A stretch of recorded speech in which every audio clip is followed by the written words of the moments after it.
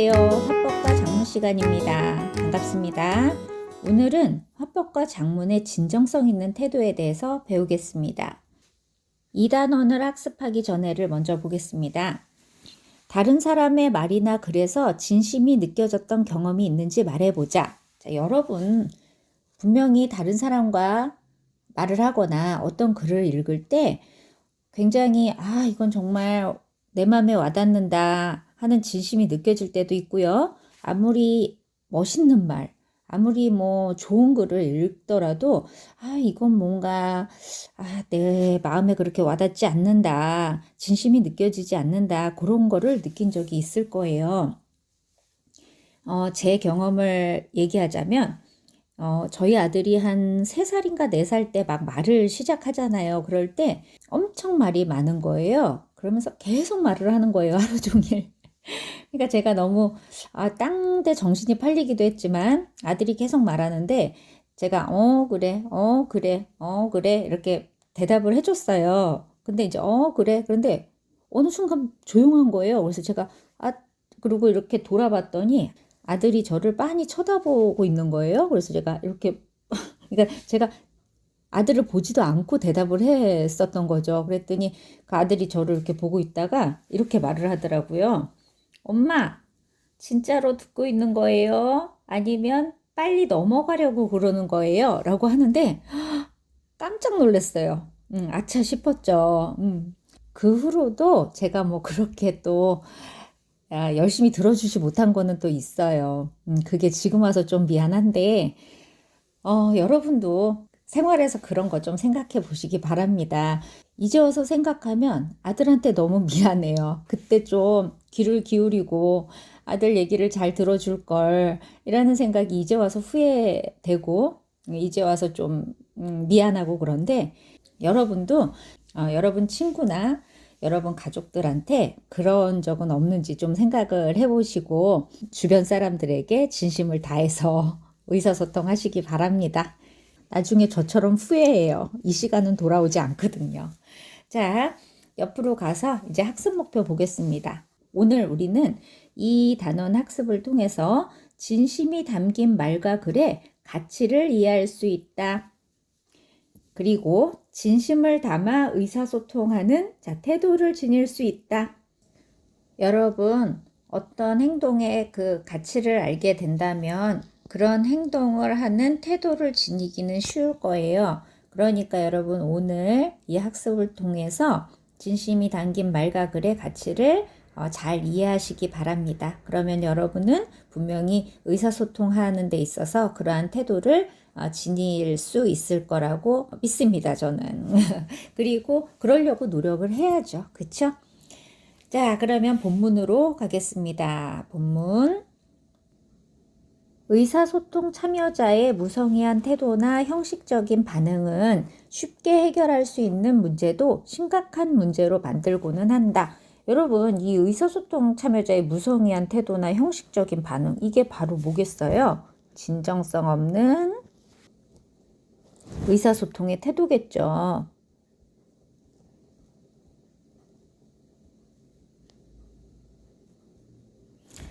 이렇게 말이나 글에서 진정성이 느껴지지 않으면 무슨 일이 일어나나요? 오해나 갈등이 발생하기 쉽습니다. 즉, 이런 태도에 뭐가 되는 거예요? 문제점이 되는 거죠. 따라서 의사소통을 할 때는 진심을 담아 의사소통하는 태도를 지녀야 한다. 모든 것은 좀 태도의 문제인 것 같아요. 그쵸? 똑같이 잘못을 해도 어떤 태도에 따라 상대방의 기분을 좋게 하거나 나쁘게 해서 그 받는 대우가 달라지잖아요. 그쵸? 상대방만을 탓할 수는 없죠. 나의 태도에 대해서 좀 생각을 해봐야 되는 것 같아요. 자, 그러면 아래 이제 내려가 보겠습니다. 진심이 담긴 말과 글의 가치, 드디어 우리는 이 가치를 배웁니다. 자, 말은 뭐겠어요? 말은 화법이죠. 우리가 배우는 화법, 그 다음에 글은 작문이겠죠. 다른 말로 말하면 진심이 담긴 화법과 작문의 가치가 되는 겁니다. 화법과 작문 활동을 통해 서로의 생각과 감정을 나누며 인간관계를 형성하고 발전시켜 나가기 위해서는 상담, 사과, 조언, 고백 등의 구체적인 의사소통 상황에서 말과 글 속에 진심을 담아 소통하는 것이 중요하다. 진심이 담긴 말과 글을 사용하면 첫 번째, 의사소통의 장애나 왜곡 없이 서로의 생각과 감정을 공유할 수 있으며 이 과정에서 두 번째, 상호 신뢰를 바탕으로 발전적인 인간관계를 형성할 수 있습니다. 즉, 요 1, 2번이 뭐겠어요? 진심이 담긴 말과 글을 사용할 때의 장점이겠죠. 요거의 장점 1, 이고요. 바로 이 장점을 뭐라고 말할 수 있는 거예요? 가치라고 말할 수 있는 거죠. 즉, 화법과 작문 활동은 진심이 담긴 말과 글을 통해 인간관계를 형성하고 유지하고 발전시켜 나가는데 중요한 기능을 담당한다라는 점에서 그 가치가 있다 이렇게 말을 하는 거죠. 여러분 세상을 살아가면서 능력도 되게 중요해요. 그런데 여러분 나중에 커서 뭐 지금도 마찬가지시겠지만 어떤 문제를 해결할 때 능력은 기본이고 이 인간관계가 어떤 문제를 해결하는 게 굉장히 많습니다. 여러분 이 인간관계를 잘할 수 있는 어떤 방법을 배우느라고 많은 사람들이 노력을 하고 있는데요. 여러분 지금 그거 하나 배우시는 거예요. 바로 진심이 담긴 말과 글. 요거를 배우시는 겁니다. 자, 다음 장으로 가겠습니다. 그렇다면 진정성 있는 의사소통의 방법과 태도는 무엇인가요? 이게 중요하죠. 알았다고요. 내가 그 가치 알았다고요. 그러면 어떻게 해야 돼요? 그 방법을 알려주세요. 그러한 태도를 알려주세요. 하는 거죠. 그러면 그게 어떤 건지 한번 보기로 합시다, 우리. 자, 진정성 있는 의사소통 계속 나오고 있는데요. 그게 뭐예요? 바로 옆에 그 의미가 나옵니다. 뭐래요? 진실한 마음으로 자기의 생각과 감정을 솔직하게 표현하고 상대방을 존중하고 배려하면서 말을 하거나 글을 쓰는 것. 핵심 메시지 한 번만 더 줄을 칠게요. 뭐에 줄을 쳐야 될 것 같아요? 솔직하게 표현. 자, 그 다음에요. 존중하고 배려. 자, 이게 핵심 키워드죠.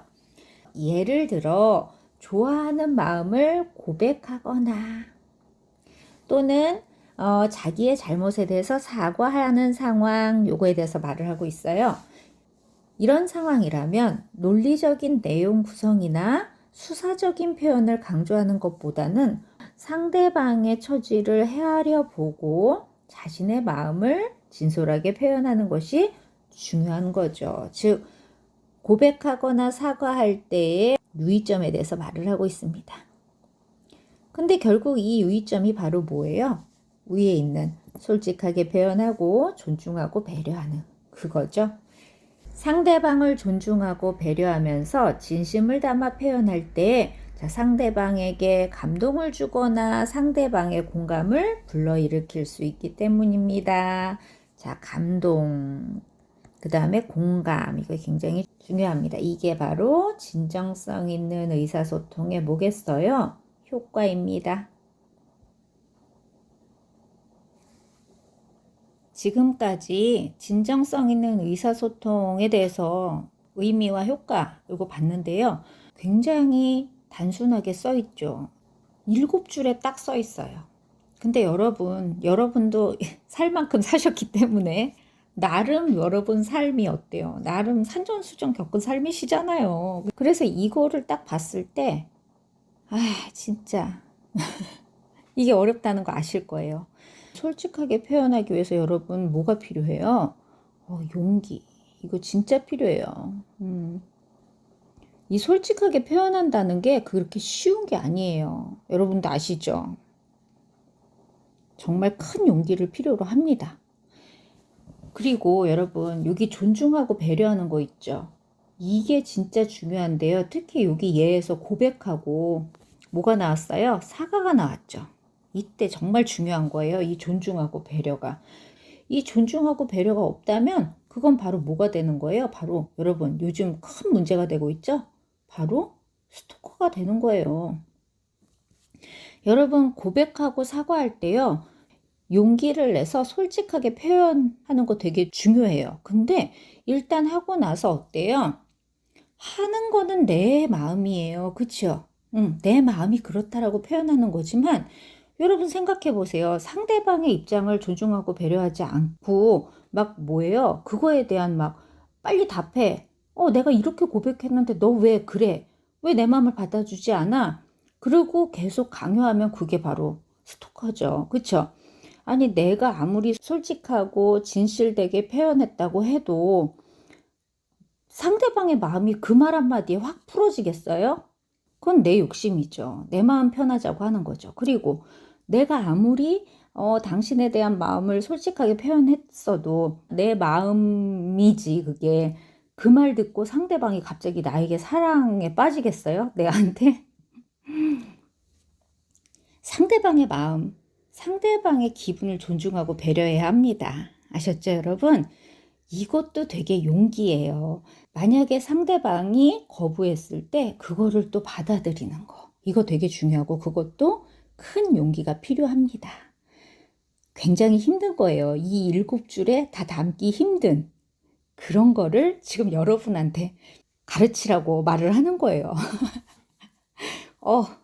너무 힘든 일이에요. 자, 어쨌든 여러분은 똑똑하니까 잘 이해할 거라 생각합니다. 예문을 보겠습니다.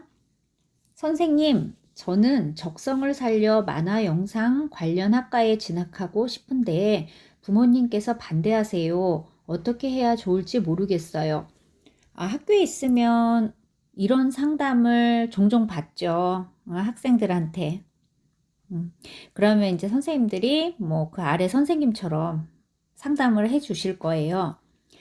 요즘 많이 힘들겠구나. 나도 너처럼 학생 시절에 부모님과 진로 문제로 갈등을 겪은 적이 있단다. 우선 대화나 편지를 통해 너의 진심 어린 마음을 부모님께 전해보는 것이 어떨까? 자, 여기서 너의 진심 어린 마음이라고 나오는데요.